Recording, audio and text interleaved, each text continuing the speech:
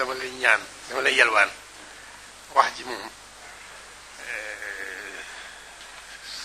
sa ñetti kaddu moo gën sama téeméeri kaddu ci mbooloo mi loolu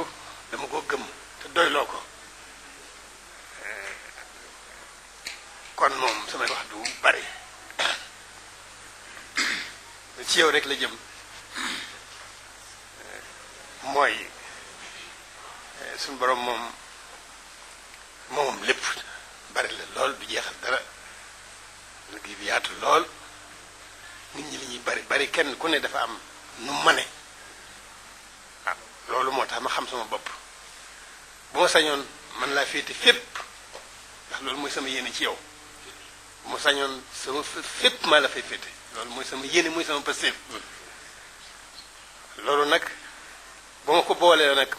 mën a wax li ma bëgg a wax lépp kon ma def ko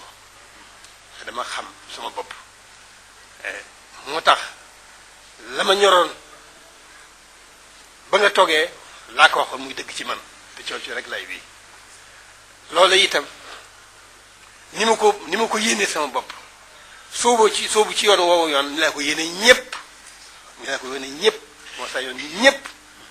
wax naa leen ko fii ci kero dama leen wax gannaaw wan mën waxtaanee ba noppi ci wàllu waxu taalube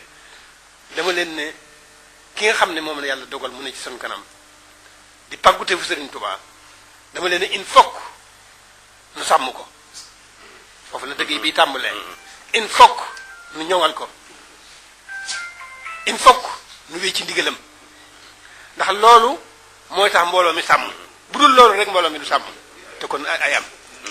loolu rek laa ci wax amu ci beneen kàddu maa ngi nii joxe sa fas yéene joxe sama lépp waaw te duma ci desal dara sama roog yi sax doyuma ci ñàkk ci sama roog yi sax doyuma ci te loolu yéene naa ko ñépp ku njabootu Sëñ Tuubaa ku ci bokkul sax te nga xam ne xëy na duy boolewul sax yéene naa la ko kon man loolu man foofu rek laa nekk waaw